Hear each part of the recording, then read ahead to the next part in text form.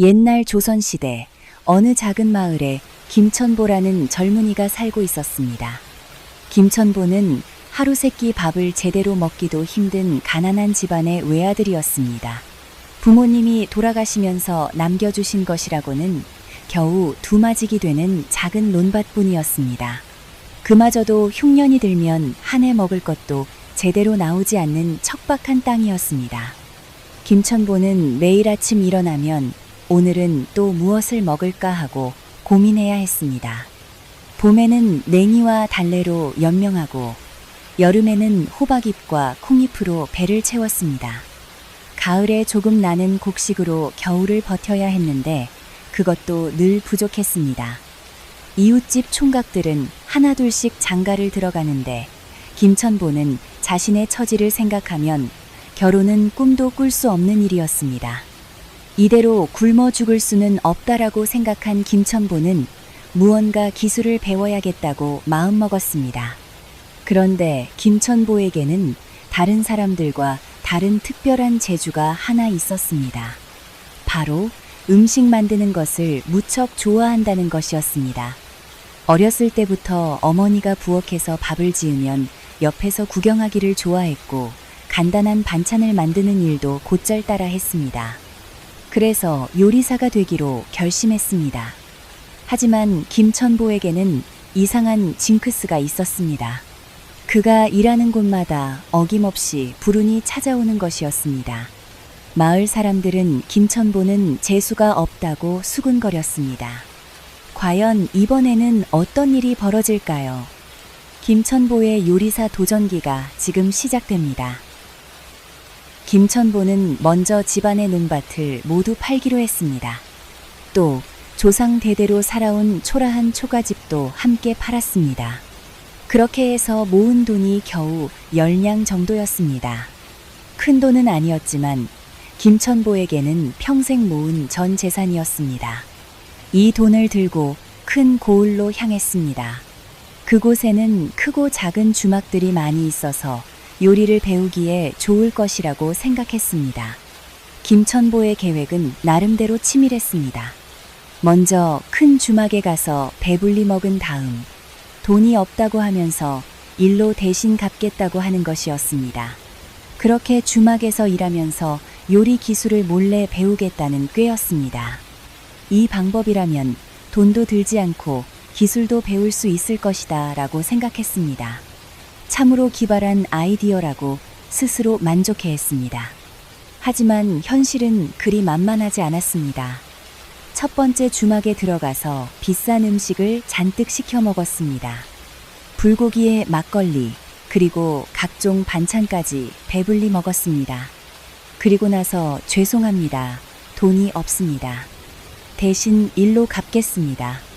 라고 말했습니다. 그러자 주막 주인이 눈을 부라리며 소리쳤습니다. 이놈이 공짜로 먹고 튀려고 하는구나 하며 굵은 몽둥이로 김천보를 때렸습니다. 김천보는 엉덩이와 등짝이 퍼렇게 멍들도록 맞고 길바닥에 내쫓겼습니다. 두 번째 주막에서도 마찬가지였습니다.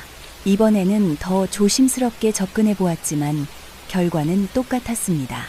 주인이 또 공짜 먹으려는 놈이 왔군 하며 빗자루로 때렸습니다.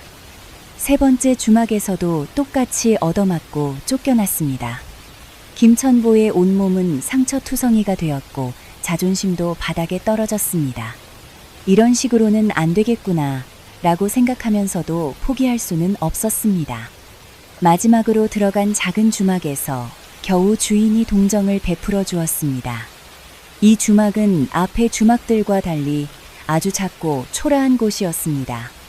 손님도 별로 없어 보였고 주인도 젊은 사람이었습니다. 그렇게 굶주렸으면 뒷주방에서 그릇이나 씻거라라고 말했습니다. 김천보는 기뻐하며 뒷주방으로 달려갔습니다.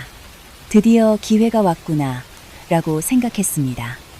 그런데 뒷주방에 들어가 보니 놀라운 일이 벌어졌습니다. 요리를 하는 사람이 젊고 예쁜 여인이었던 것입니다. 알고 보니 이 주막은 젊은 부부가 새로 차린 곳이었습니다. 남편은 손님을 받고 아내는 요리를 담당하고 있었습니다. 김천보가 이 주막의 첫 번째 손님이었던 셈입니다. 그런데 그 첫 손님이 하필 공짜로 먹고 도망치려던 사람이었으니 주인 부부로서는 그냥 보낼 수가 없었던 것입니다. 차라리 일을 시켜서 밥값이라도 받자고 생각한 것이었습니다. 김천보는 그릇 씻는 일만 하는 것이 아니었습니다. 그릇을 씻으면서도 늘 한쪽 눈으로는 주인 아내인 박씨 부인의 요리하는 모습을 지켜보았습니다. 틈만 나면 박씨 부인 곁에서 어슬렁거리며 요리하는 모습을 자세히 관찰했습니다. 특히 밥을 짓거나 반찬을 만들 때면 더욱 열심히 구경했습니다. 어떻게 하면 맛있게 만들 수 있을까를 늘 궁금해했습니다. 또한 박씨 부인이 요리할 때 사용하는 양념의 양이나 불 조절하는 방법도 세심하게 관찰했습니다. 이런 김천보의 행동을 본 주인이 의심하기 시작했습니다. 처음에는 단순히 호기심이라고 생각했는데 시간이 지날수록 김천보가 자꾸 아내 주변만 맴도는 것이 이상하게 느껴졌습니다. 저놈이 왜 자꾸 내 아내 주변을 맴도는 거지? 혹시 내 아내에게 마음이 있는 것은 아닐까라고 생각했습니다. 주인의 얼굴이 점점 험악해졌습니다. 밤에 이부자리에 누워서도 저놈이 혹시 내 아내를 탐내는 것은 아닐까 하고 의심했습니다. 결국 주인이 참지 못하고 김천보를 불러 세웠습니다. 이놈아, 너 내 아내에게 무슨 마음이 있는 거 아니냐? 당장 이 집에서 나가거라. 내 놈 같은 건달은 필요 없다. 김천보가 깜짝 놀라며 손사래를 쳤습니다. 아닙니다, 주인나리.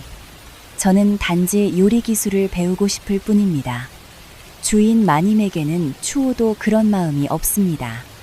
저는 그저 하루 한 끼만 주시면 평생 이곳에서 일하겠습니다. 정말로 요리를 배우고 싶어서 그런 것입니다. 주인이 이 말을 듣고 나서야 오해를 풀었습니다. 아, 그런 거였구나. 그럼 계속 여기서 일해도 좋다. 우리도 사람 손이 부족했는데 잘 됐다. 하지만 앞으로는 요리하는 모습만 보고 쓸데없는 생각은 하지 마라. 김천보는 이제야 본격적으로 요리를 배울 수 있게 되었다고 기뻐했습니다. 하지만 현실은 또 다시 그를 실망시켰습니다.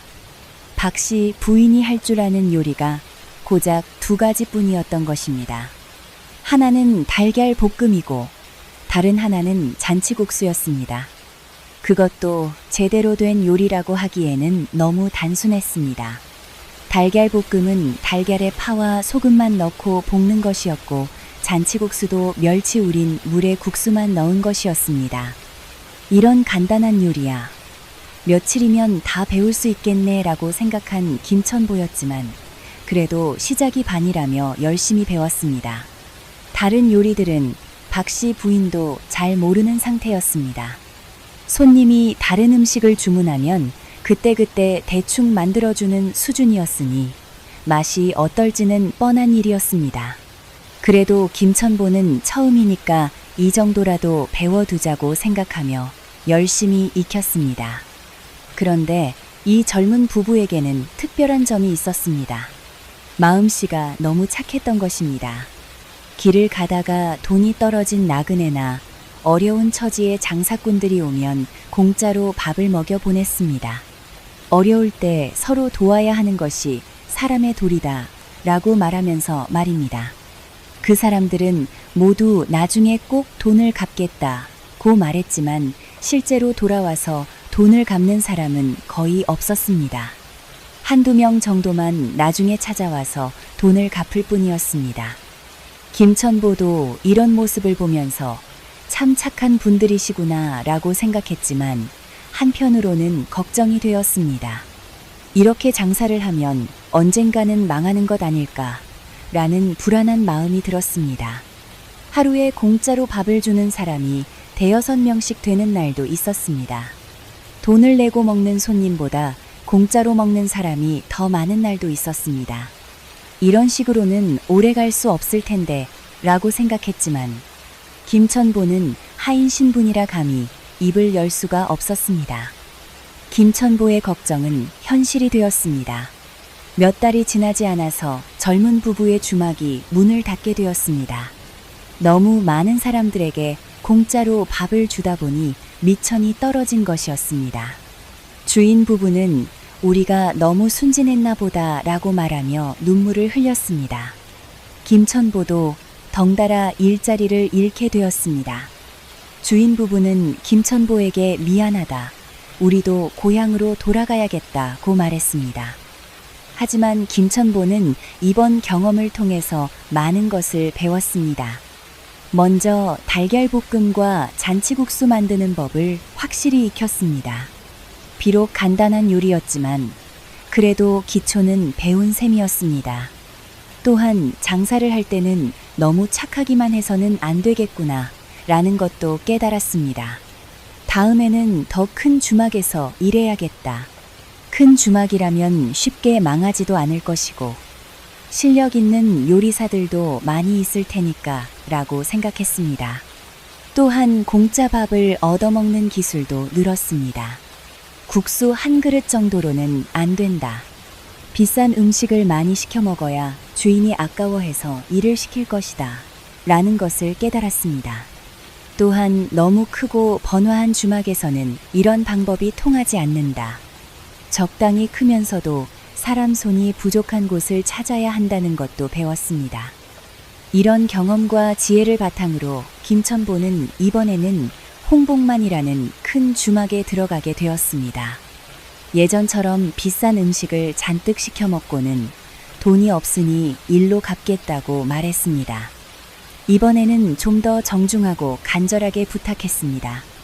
정말 배가 고파서 그런 것이니 용서해 주십시오. 몸이 성한데 어찌 공짜로 먹을 수 있겠습니까? 일로 갚게 해주십시오. 라고 애원했습니다. 다행히 홍복만 주인은 김천보의 간절함을 보고 뒷주방에서 일하게 해주었습니다. 홍복만은 이전에 일했던 작은 주막보다 10배는 큰 곳이었습니다. 고을에서 가장 유명한 주막 중 하나였고 양반들도 자주 찾아오는 곳이었습니다.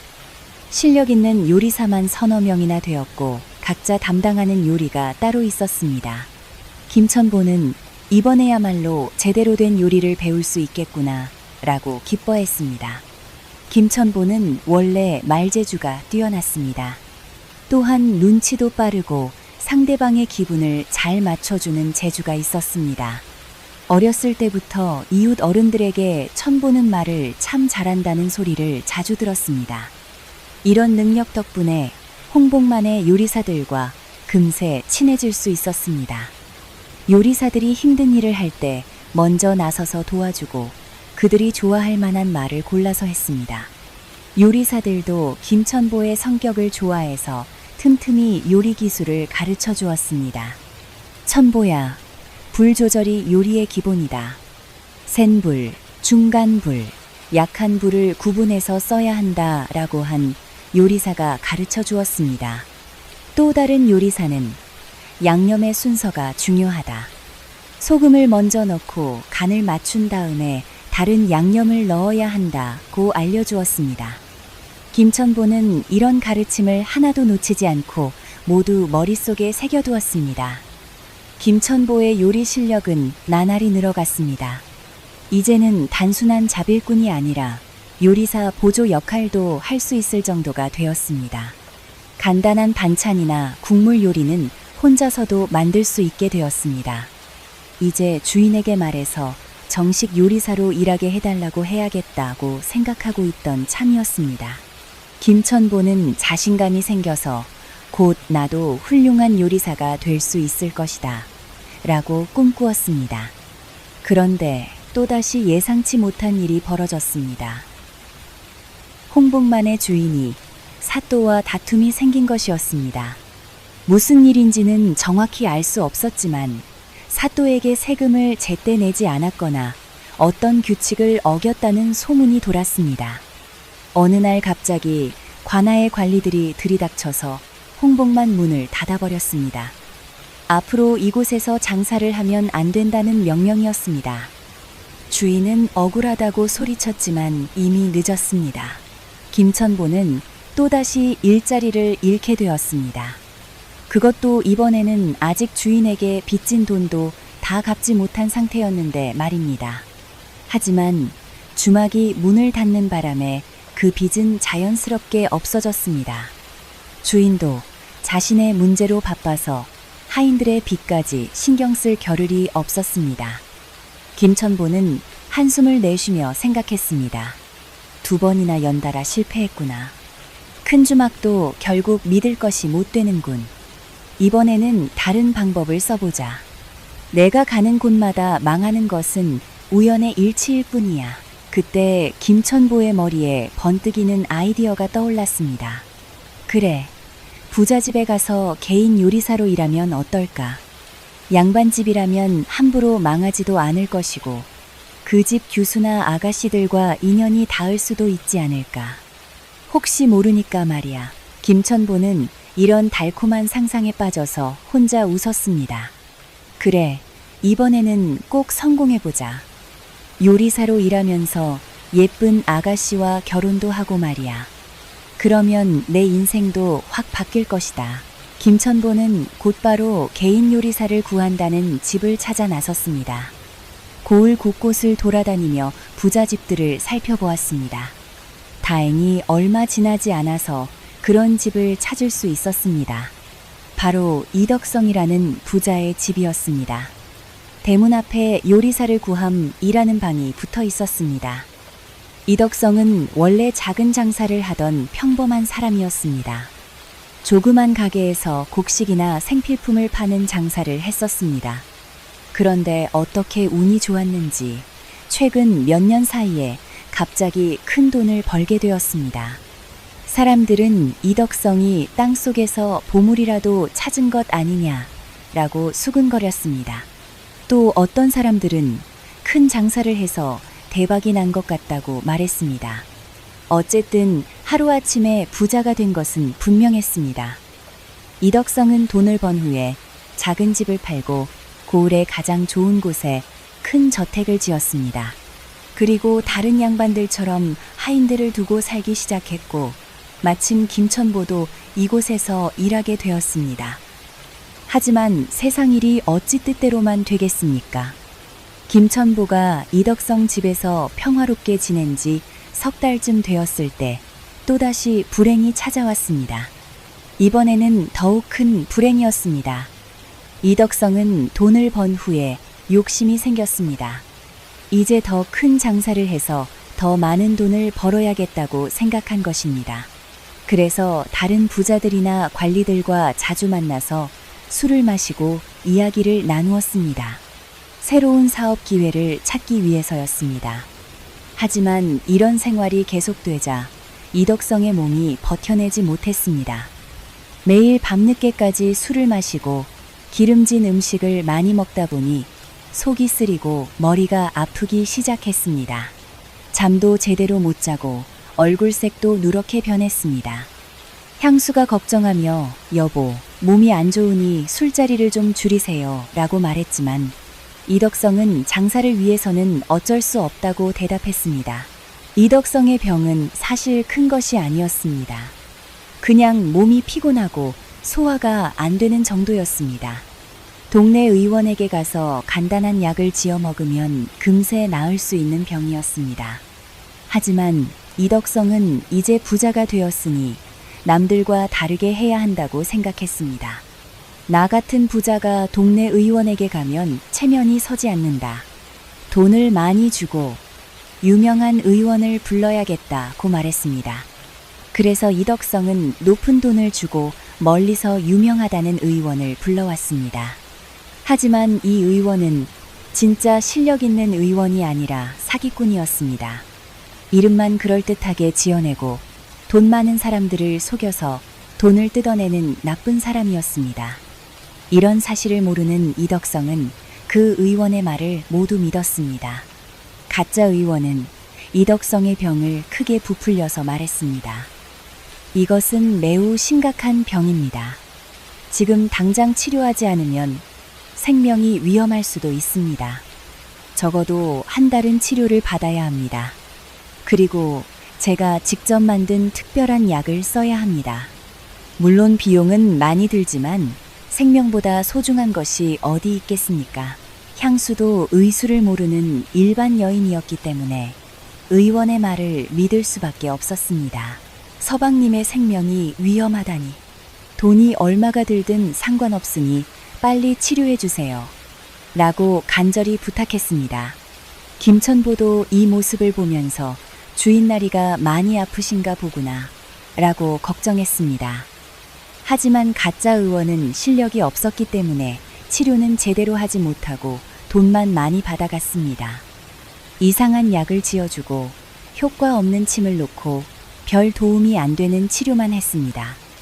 오히려 이덕성의 병은 더 심해졌습니다. 열이 나고 기침이 나기 시작했으며 음식도 제대로 먹지 못하게 되었습니다. 김천보는 며칠 지켜보다가 이상함을 느꼈습니다. 저 의원이 뭔가 이상하다. 치료를 받는데 주인나리가 더 아파지시는 것 같은데 라고 생각했습니다. 그래서 몰래 그 의원의 행동을 관찰해 보았습니다. 의원이 약을 지을 때도 대충 하고 이덕성이 없을 때는 술을 마시며 놀고 있는 모습을 보았습니다. 이놈이 진짜 의원이 아니라 사기꾼인 것 같다고 확신했습니다. 김천보는 급히 마을에 있는 회춘당이라는 의원을 찾아갔습니다. 그곳의 손 의원은 오랫동안 마을 사람들을 치료해온 실력 있는 의원이었습니다. 손 의원님, 급한 일이 생겼습니다.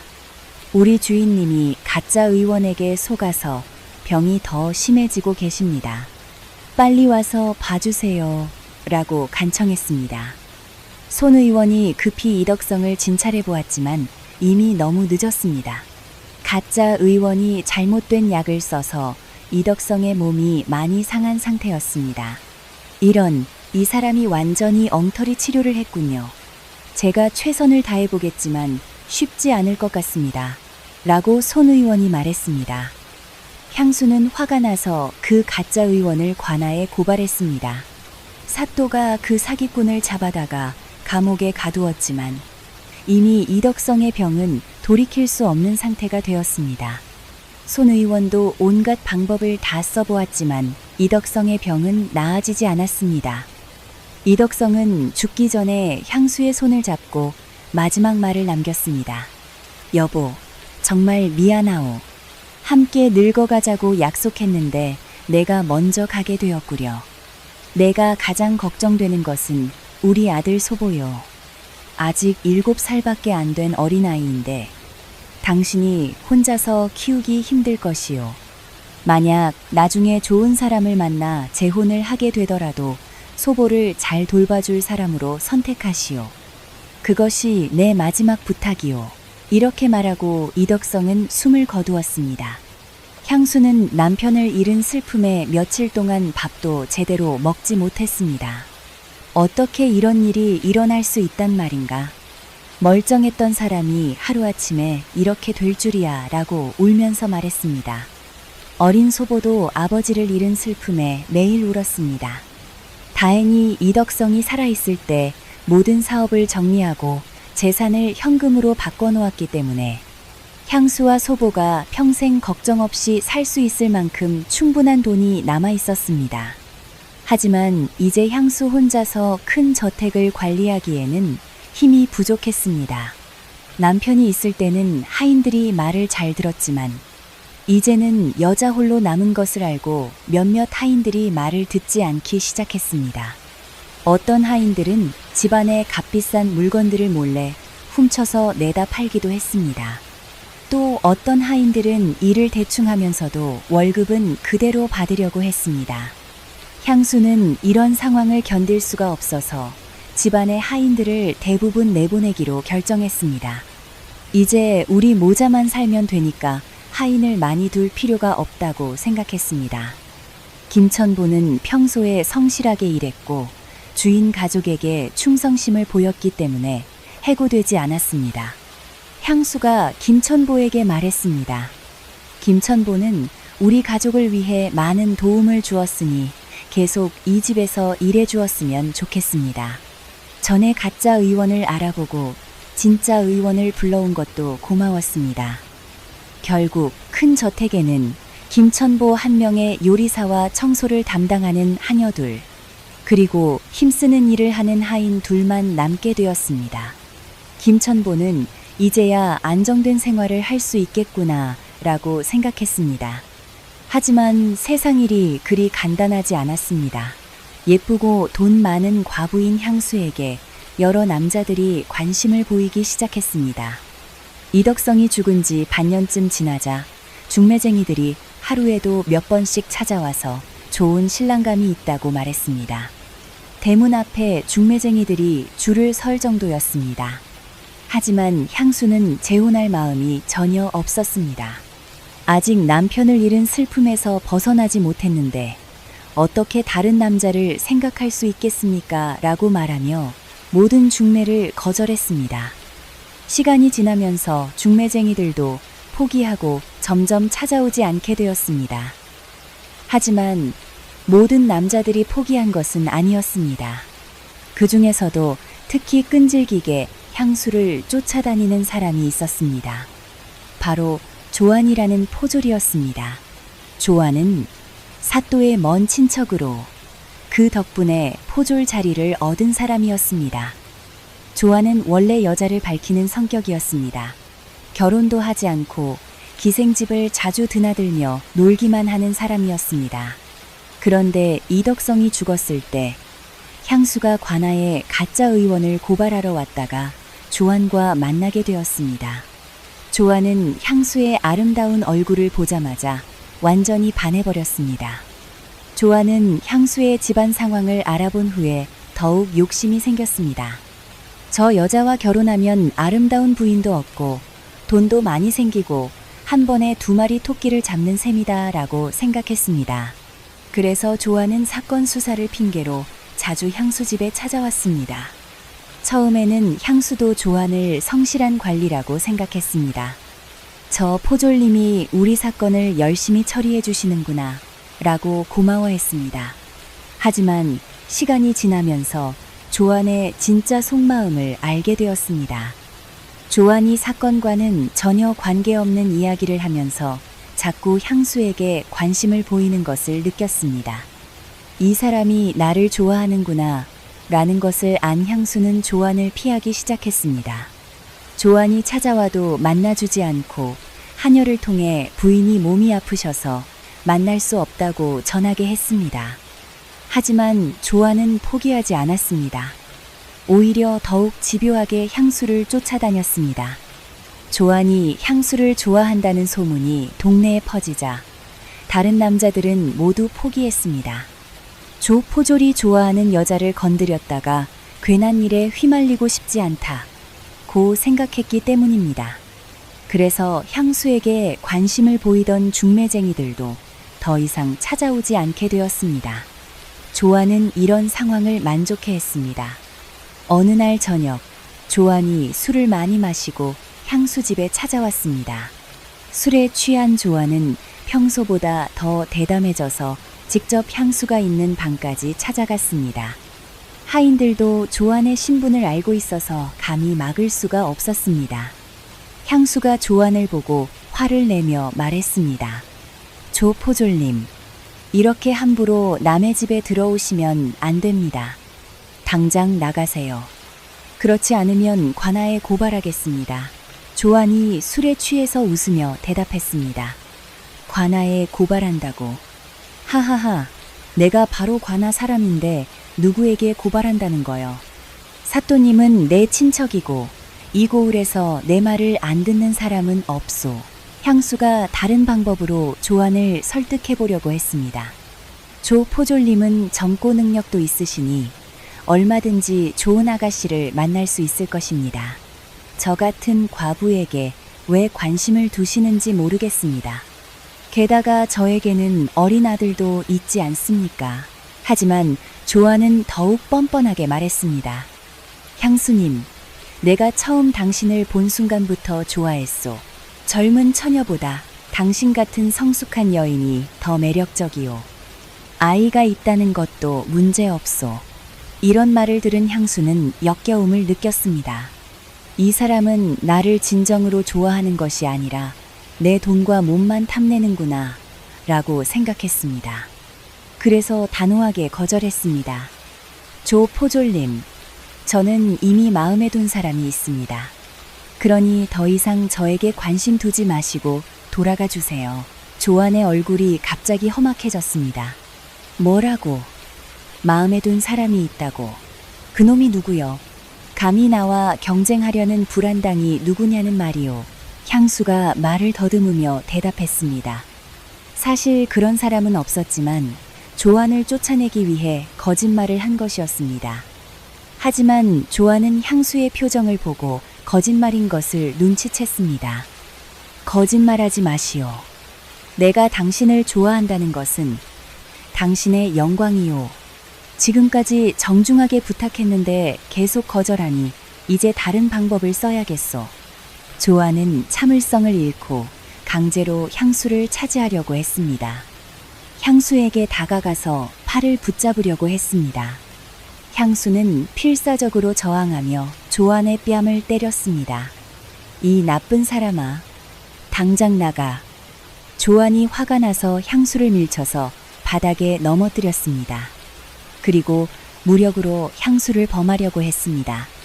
바로 그때 김천보가 문을 박차고 들어왔습니다. 김천보는 조안이 오는 것을 보고 혹시 무슨 일이 생길까봐 걱정하고 있었습니다. 평소에도 조안의 행동이 수상하다고 생각했었는데 오늘은 술에 취해서 왔으니 더욱 위험할 것 같았습니다. 그래서 향수에게 야식을 가져다 준다는 핑계로 방 근처에서 기다리고 있었습니다. 향수의 비명소리를 들은 김천보는 더 이상 참을 수 없었습니다. 문을 발로 차고 들어가서 조안이 향수를 괴롭히는 모습을 보았습니다. 화가 난 김천보는 방에 있던 찻잔을 집어서 조안의 머리에 던졌습니다. 술에 취한 조안은 갑작스러운 공격에 미처 피하지 못하고 찻잔에 맞아 머리에서 피가 났습니다. 아야, 누구야? 하고 소리치며 일어나서 김천보를 보았습니다. 감히 하인 놈이 나를 때려. 죽고 싶어 환장했구나. 김천보도 흥분해서 소리쳤습니다. 이 나쁜 놈아, 남의 집에 들어와서 부인을 괴롭히다니. 내 놈 같은 짐승은 맞아 죽어도 싸다. 이때 향수가 일어나서 김천보의 팔을 붙잡으며 말했습니다. 조포졸님, 이 사람이 바로 제가 마음에 두고 있는 남자입니다. 이제 아시겠죠? 저에게는 이미 사랑하는 사람이 있다고 했잖아요. 조안과 김천보 모두 깜짝 놀랐습니다. 조안은 뭐라고? 하인 놈을 좋아한다고? 그런 신분, 낮은 놈이 당신에게 어울린다고 생각하오. 라고 화를 냈습니다. 김천보는 향수가 자신을 보호하기 위해 그런 말을 한 것임을 알았지만 한편으로는 가슴이 두근거렸습니다. 평소에 향수를 은근히 좋아하고 있었기 때문입니다. 조안은 분을 참지 못하고 소리쳤습니다. 좋다. 너희들 각오해라. 내가 가만두지 않겠다. 특히 너, 하인놈. 나를 때린 죄로 감옥에서 썩게 해주겠다. 조안은 머리의 상처를 손으로 누르며 집을 나갔습니다. 하지만 곧 다른 포졸들을 데리고 다시 돌아왔습니다. 김천보를 체포한다. 관리를 폭행한 죄로 감옥에 가둬라. 김천보가 끌려가면서 향수에게 말했습니다. 부인, 걱정하지 마세요. 제가 한 일이니 제가 책임지겠습니다. 향수는 눈물을 흘리며 조안에게 애원했습니다. 조포졸님, 제발 김천보를 용서해 주세요. 제가 돈을 드릴 테니 풀어주세요. 하지만 조안은 차갑게 말했습니다. 내가 원하는 것은 돈이 아니오. 당신이 언제 마음을 바꿔서 나와 결혼하겠다고 하면 그때 이놈을 풀어주겠소. 하지만 그 전까지는 감옥에서 고생하게 될 것이오. 이렇게 해서 김천보는 감옥에 갇히게 되었고 향수는 어떻게 해야 할지 모르는 상황에 빠지게 되었습니다. 하지만 세상에는 착한 사람들이 있기 마련입니다. 다음 날 아침 일찍 향수는 관아에 가서 김천보를 만나려고 했습니다. 조안이 김천보를 어떻게 괴롭혔을지 걱정이 되었기 때문입니다. 하지만 김천보를 만나보니 의외로 멀쩡한 모습이었습니다. 오히려 관아의 분위기가 이상했습니다. 대청에는 2명의 관리가 앉아 있었습니다. 한 명은 가운데 높은 자리에 앉아 있고 다른 한 명은 옆자리에 앉아서 계속 식은땀을 흘리고 있었습니다.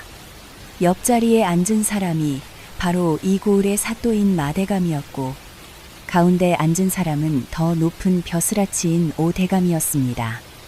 오대감은 멀리서 온 관찰사로 각 고을을 돌아다니며 지방 관리들이 제대로 일을 하는지 감시하는 사람이었습니다. 백성들 사이에서는 청렴하고 공정한 좋은 관리라고 소문이 자자한 분이었습니다. 마침 이 고을에 와서 업무를 점검하던 중이었습니다. 향수가 조안이 자신을 괴롭히고 김천보를 억울하게 잡아간 일을 자세히 이야기했습니다. 오대감이 향수의 말을 다 듣고 나서 큰 소리로 책상을 쳤습니다. 이놈의 조안이 관리의 권력을 이용해서 이런 나쁜 짓을 하다니 용서할 수 없다. 마사또는 식은땀을 더 많이 흘리며 변명했습니다. 사실 조안이는 제 먼 친척이긴 하지만 이런 일을 저질렀다는 것은 몰랐습니다. 오 대감님, 제가 잘못 관리한 것입니다. 사실 전날 밤에 이미 중요한 일이 벌어졌었습니다. 오 대감이 감옥을 둘러보러 갔는데 마침 조안이 김천보를 괴롭히고 있는 현장을 목격한 것입니다. 김천보가 큰 소리로 억울합니다. 조 포졸이 공적인 권력을 사사로이 사용해서 저를 괴롭히고 있습니다. 라고 외쳤고 이 소리를 오 대감이 들었습니다. 오 대감이 자세한 사정을 물어보니 조안의 잘못이 명백했습니다. 그래서 즉시 조안을 제지하고 사건의 진상을 조사하기로 했던 것입니다. 오늘 아침 향수가 와서 고발한 내용이 김천보의 말과 정확히 일치했습니다. 오 대감이 향수에게 말했습니다. 부인 걱정 마시오. 이 사건은 제가 공정하게 처리하겠소. 잘못한 사람은 반드시 벌을 받게 할 것이요. 그때 관아 밖에서 소란스러운 소리가 들렸습니다. 여러 명의 백성들이 몰려와서 우리도 조포졸에게 억울한 일을 당했습니다. 라고 외치고 있었습니다. 오 대감이 그들을 불러들여 이야기를 들어보니 조안이 평소에 얼마나 많은 나쁜 짓을 저질렀는지 알 수 있었습니다. 조포졸이 우리 가게에서 공짜로 물건을 가져간다고 위협했습니다. 우리 딸을 좋아한다며 괴롭혔는데 마 사또님께 말씀드려도 들어주지 않았습니다. 세금을 더 내라고 거짓말로 협박해서 돈을 뜯어갔습니다. 이런 이야기들이 쏟아져 나왔습니다. 마사또의 얼굴은 점점 더 창백해졌습니다. 자신의 친척인 조안이 이렇게 많은 악행을 저질렀다는 것이 밝혀진 것입니다. 오대감이 준엄한 목소리로 말했습니다. 마사또 당신은 자신의 친척이라는 이유로 조안의 잘못을 눈감아 주었소. 이는 관리로서 해서는 안 될 일이오. 백성들의 억울함을 외면한 죄가 크오. 그리고 조안과 마사또 모두 감옥에 가두어 벌을 받게 하고 김천보는 즉시 풀어주었습니다. 백성들은 모두 오 대감님 만세를 외치며 기뻐했습니다. 김천보는 오 대감에게 깊이 절하며 감사 인사를 드렸습니다. 대감님 덕분에 억울함을 풀었습니다. 평생 잊지 않겠습니다. 오 대감이 김천보에게 말했습니다. 젊은이, 어려운 일이 있어도 포기하지 말고 정의를 믿으시오. 악한 사람들이 잠시 득세할 수는 있지만 결국에는 선한 사람들이 이기게 되어 있소. 김천보와 향수는 함께 집으로 돌아왔습니다. 집에 도착하자 둘 사이에는 묘한 분위기가 흘렀습니다. 어젯밤 향수가 김천보가 내가 좋아하는 사람이라고 말한 것을 둘 다 기억하고 있었기 때문입니다. 향수가 부끄러워하며 먼저 말했습니다. 어젯밤에 그렇게 말한 것은 조포졸을 쫓아내기 위해서였어요. 혹시 오해하지는 않았나요? 김천보가 정직하게 대답했습니다. 부인, 사실을 말씀드리면 저는 정말로 부인을 좋아합니다. 처음 이 집에 와서 일할 때부터 마음에 두고 있었습니다. 하지만 제 신분으로는 감히 그런 마음을 드러낼 수가 없었습니다. 향수도 솔직하게 마음을 털어놓았습니다. 저도 천보 씨를 좋게 생각하고 있었어요. 남편을 잃고 힘들 때 천보 씨가 많은 도움을 주었고 어제 밤에는 저를 위해 위험한 일도 마다하지 않았잖아요. 그런 모습을 보니 마음이 움직였어요. 두 사람은 서로의 마음을 확인한 후 깊은 사랑에 빠지게 되었습니다. 비록 신분의 차이는 있었지만 진정한 사랑 앞에서는 그런 것들이 문제가 되지 않았습니다. 향수는 이제 남편도 없고 내가 집안의 주인이니까 누구와 결혼하든 내 마음이다라고 생각했습니다. 몇 달 후 김천보와 향수는 정식으로 혼례를 올렸습니다. 동네 사람들 중에는 과부가 하인과 결혼하다니라고 수군거리는 사람들도 있었지만 대부분은 두 사람이 서로 사랑하니까 잘 됐다고 축복해 주었습니다. 이렇게 해서 가난한 총각 김천보의 파란만장한 요리사 도전기는 해피엔딩으로 막을 내렸습니다. 처음에는 불운하다고 생각했던 모든 일들이 결국에는 행복으로 이어졌습니다. 김천보는 요리사로서의 꿈도 이루고 사랑하는 가족도 얻게 되었습니다. 몇 년 후 김천보 가족은 고을에서 가장 화목하고 행복한 집안으로 소문났습니다. 김천보와 향수는 서로를 아끼고 사랑했으며 두 아들은 건강하고 똑똑하게 자랐습니다. 김천보는 가끔 옛날을 생각하며 세상에는 정말 신기한 일들이 많다고 감탄했습니다. 그리고 동네 사람들에게는 이런 교훈을 주었습니다. 어려운 일이 생겨도 포기하지 말고 최선을 다하라. 그리고 다른 사람이 어려울 때 도와주라. 선한 마음으로 살면 언젠가는 반드시 좋은 일이 생긴다. 김천보의 이야기는 이렇게 해서 끝이 났습니다. 옛 이모 영상을 빠르게 만나보시려면 가운데 동그라미를 클릭하여 구독을 눌러주세요. 새로운 영상이 올라오면 알림이 옵니다. 다음 동영상과 추천 영상도 재미있으니 많은 시청 바랍니다. 감사합니다.